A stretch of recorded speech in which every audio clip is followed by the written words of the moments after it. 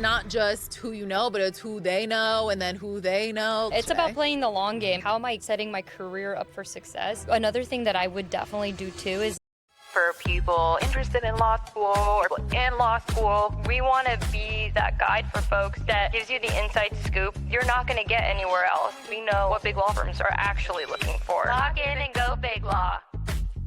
Welcome back to Lock In and Go Big Law. This is part number two, where we go into talking about, all right, you went through the interview process, you have multiple offers. You haven't heard part one, you really missed out. So you're going to want to go back and listen to that first and then come back to part two. So do's and don'ts of the interview. All right, so you kill the interview. You got an offer.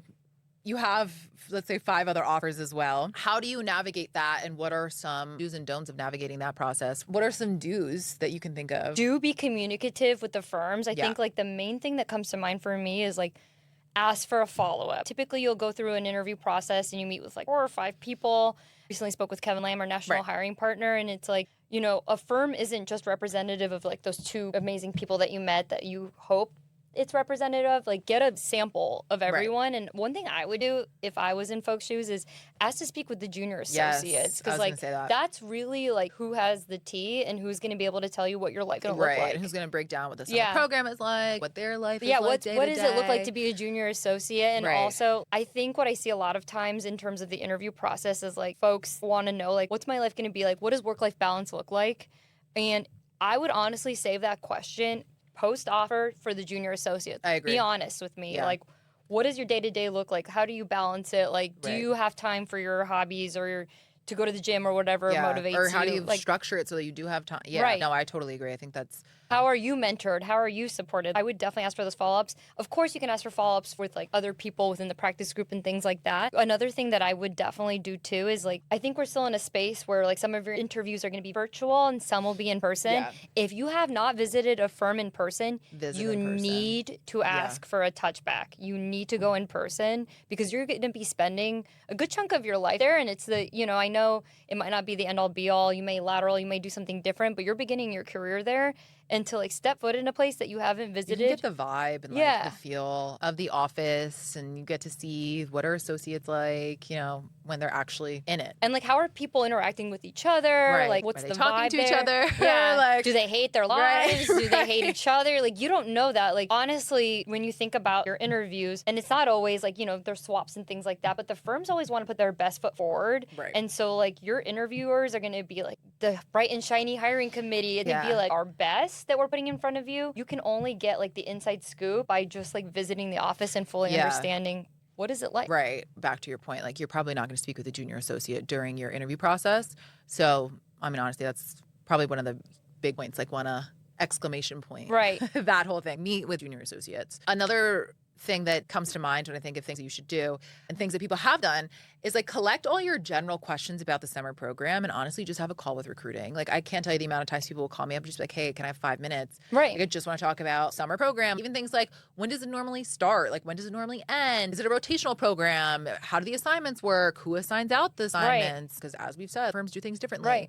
All those things, like even training, like what does training look like? All those questions can be answered by recruiting. Obviously we can't answer, you know, like what, I mean, you can hear what our day-to-day looks like, but it's not going to help you much. Like that's where the junior associate comes in. But all those general questions, like I would definitely encourage you to just collect them and then have a call with recruiting. Right. And also just be transparent with recruiting about where you stand on things.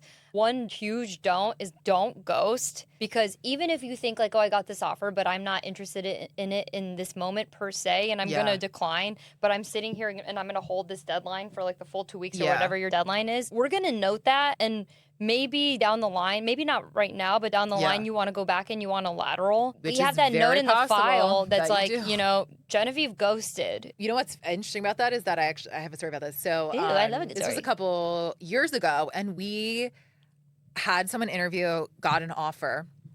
Crickets, heard nothing, not one word, even well after their offer deadline. We found out where they were going, and it ended up being a firm that one of our partners on the committee works with. And the partner spoke to the partner at the other firm and was like, just so you know, like this person's coming to summer with you and like, good luck. Good luck. And so, as you said, like, Yes. big law is so Big law is small. minuscule. Yeah. Like, it's not just who you know, but it's who they know and then who they know. So always put your best foot forward because you don't want to box in your future self by your actions It's today. about playing the long game. Yes, like the summer associate opportunity leads to a fall associate opportunity, but you got to be thinking, and I know that's hard sometimes. Yeah. You got to be thinking ahead of like, how am I setting my career up for success? We had a similar situation. They were really responsive and saying like that they needed to know if they were going to get one of our scholarships because they had other opportunities and they didn't know if they were going to get it for us. Yeah. And like really just like saying like, I need to know now, I need to know now. And they were wonderful. And we thought they were top candidates. So we extended them the scholarship. We kept on trying to call them to extend the offer.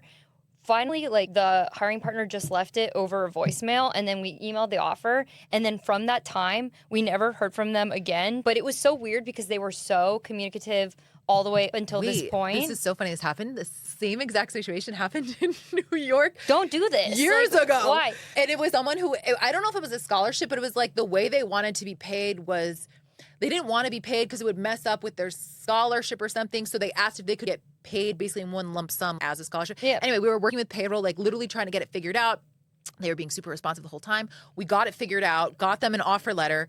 To this day, we haven't heard back. That is awful. Not heard back. For us, though, so they were so responsive that honestly, like, I started freaking out and I thought something happened. And so we were very close with the career services at this law school. And so I emailed them and I was like, hey, you know, this happened. We're honestly concerned. Are they okay? And it was like during the summer leading up to being back on campus, and they were on campus. And career services was like, we just met with them and they're love that. very alive and Love well. that. And so then they had to go and tell the student, hey, what happened here?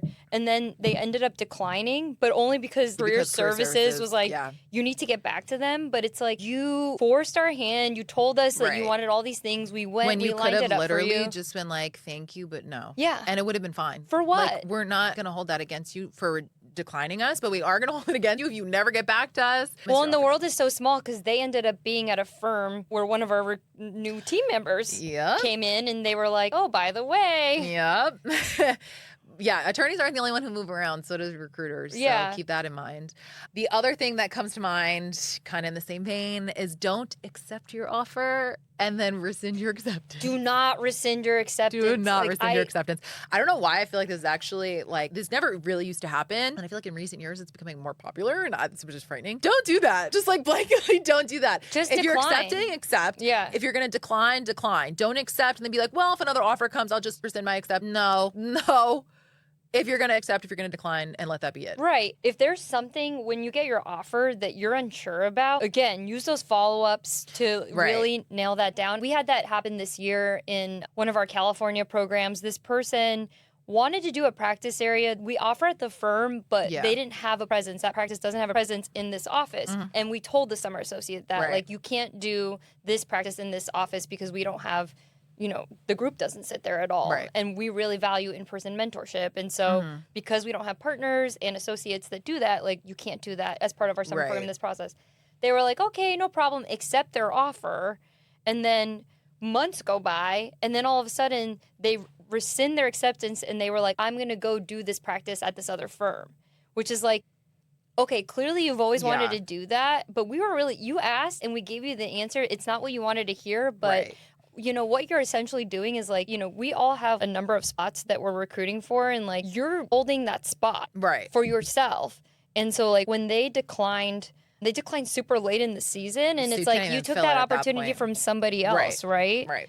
And so don't do that, because again, that's another thing that's going to get noted. Right. And if there is some super serious situation, some really valid reason Yeah, as to and it why, happens too. I would suggest go to talk to your career services first, because honestly, we're going to have a conversation with them anyways if that happens. Go talk to them and ask them to really mentor you through that situation, because it's a very serious thing to not be taken lightly if you're Yeah. rescinding your acceptance. So And I think, like, to your point, like, your question at the top of it was like, you've got 5 offers. If you have 5 offers, that's amazing. Congratulations. But, like, don't just hold offers for the sake of it. I think, like, Yeah. you know, before when we had this OCI, and I want to talk about pre-OCI, or I guess direct application, it's not pre-OCI Yeah. anymore, and the OCI process in a minute. But, like, before, when it was super structured, you know, people had like 10 offers sometimes because of Yeah. the OCI process. But if you're Yeah. holding 5 offers, like back to the point, you're holding that offer and that spot from somebody. Right. If you're not genuinely considering it, Just let it go. just let it go. Just decline it. Yeah. We won't count that against you either. You can be kind and gentle about it and just be like, I've decided to go another path. Another thing I do want to talk about with this, every law firm is going to ask you, where are you going? Yeah. It's totally normal. Yes. If you want to just lead with that and be like, I have decided to accept an it's offer fine. from X firm, that's okay because we're going to follow up with you anyways. Right. It's common. It's not like we're trying to be like, oh, where are they going? Where are like, you going? Yeah. No, it's literally for tracking. If you decline us, like, that's normal and that's fine. But if you need like a little bit of time, it may be that you've lined up your offers in a way that like is leading up into your exams period, right? And you're like, oh my goodness, I'm overwhelmed. All of these recruiting teams and these attorneys are bombarding me being like, congratulations. And you're just trying to study. Use recruiting as your trusted advisor too. Right. Like send us a ping and be like, hey friends, I'm in my exam Right. period. I'm like head down trying to study. And then that way we can actually also we'll stop pinging you 24/7, Yeah. but we can control the interview teams too and just be like, Genevieve is in her exam period Right. and like she's looking to make her decision. She'll Yeah. meet this deadline. Communicate Yeah. with us. Like that's what we're there to do is to like help you and guide you as Yeah. your trusted advisor during the process. And I also think another point on communicating with recruiting, I think it's fine to tell recruiting, you know, hey, I have offers from these two other firms that I also really like. I'm really interested in Goodwin. Do you have people who've lateraled from these firms that I can talk to? I think people worry like saying, oh, I have other offers, but like, that's fine. We know. Right, we know. We know you're seeing other people. You're dating. I know, you're dating around. It's fine to communicate that with recruiting. It's actually probably helpful to you and to us for you to make that decision. Let's help you out. And we'd much rather know up front than you decline an offer and we find out that you went somewhere and you didn't have all your questions answered. Right, yeah. Just be communicative. Right. That's yeah. what we're here for. To kind of wrap up, thinking about the interview process as a whole, you know, I think I had alluded to this. We're still in a space where some people will do virtual interviewing and some people will do in-person interviewing. And, you know, I actually just sat down with career services at one of our California law schools and they were like, we don't know how to advise students anymore on this. Like, do you have a hot take on it? Yeah. And so I'm curious, like, if a student can pick between virtual or in person, what do you advise? I advise in person, assuming that it's not going to create some. I don't really want you missing class or Right. like anything like that. But if you can make it, and honestly, if you're in the New York market and you're interviewing for the New York office, you really should make every effort to come into the office. I just think you get a better picture of the firm, you get a better feel for the firm. Seeing people in person, seeing our office. Like, I just feel like it's a better experience. Again, we understand it's not always possible, especially if we're interviewing people in California for the New York office. Like, we get it, flying in for, 2 hours.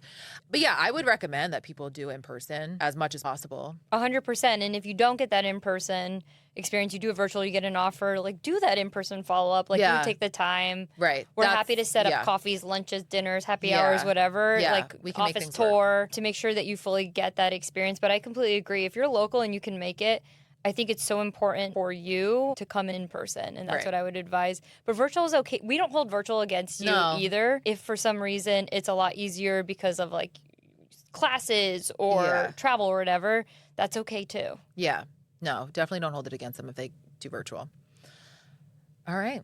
That was the do's and the don'ts of the interview process and what to do if you land multiple offers. Thanks for listening. We'll see you guys next time. If you have any questions, feel free to reach out to us on social media and we'll get back to you. Yeah, we'd love to hear from you. Yes. See you next time.